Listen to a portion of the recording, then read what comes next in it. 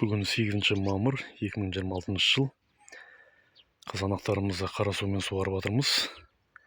Енді мынау жекеме көп сұрақтар түседі. Мына жер қалай суарылып жатыр? Бұл жерде арық жоқ қой деп.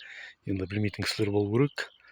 Бұл жерде тамшылап суару жүйесі қолданылған. Яғни тамшылап суарылады бұл жердің барлығы. Су көзі бізде бұл жерде арықпен су келмейді. Мына жылыжайдың ішінде құдық бар. 18 метр қазылған, сол 18 метрден алынып жатқан құдықтың суымен осы жерді суарамыз жылда. Енді біреулер сұрап жатады, айтып жатады, құдықтың суы болмайды ғой, мұздайлық қалады. Оны бір бошкеге жинап жылыту керек.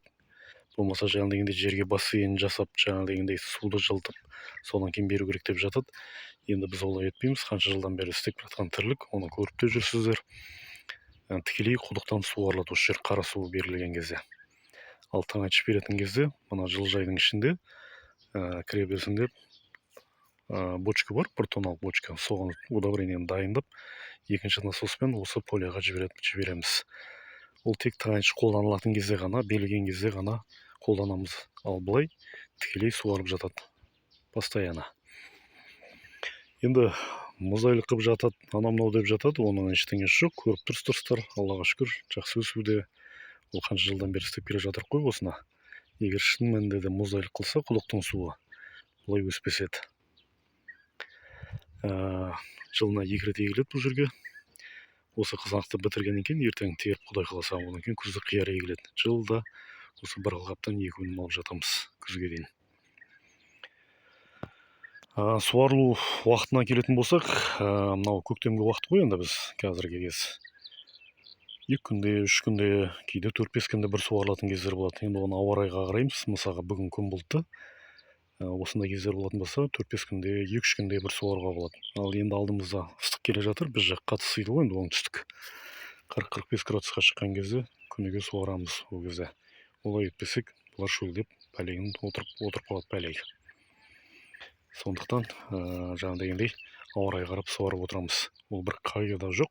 Мысалға пәлен күнде бір суару керек, немесе күніге бір суару керек дегендей. Енді ауа райға қарап, осы қызанақтың шөлдеуіне қарай суарып жатамыз. Бұл жерде арық жоқ. Бұл подпленка қылып егілген. Астында күлеңкісі бар, қара күлеңкісі. Осындай қара күлеңкімен еккенбіз. Оның ортасында бір қатар ғана капельный лента бар. Осымен суарылады. Зәктеуі жақсы бұның. Күлеңкі болғаннан кейін шөлдей бермейді, шөп шықпайды астан. Енді мынандай жүйектің арасынан шөп шығады бірақ. Соны шауып отырамыз. Ал жалпылама жақсы негізі тамшылап суару технологиясын қолдансаңыздар,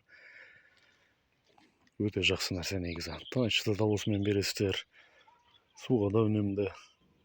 Жалпы тамшылап суару деген технологиясы өте жақсы нәрсе. Алла істеп жатқан кәсібімізге, диқаншылығымызға береке берсін.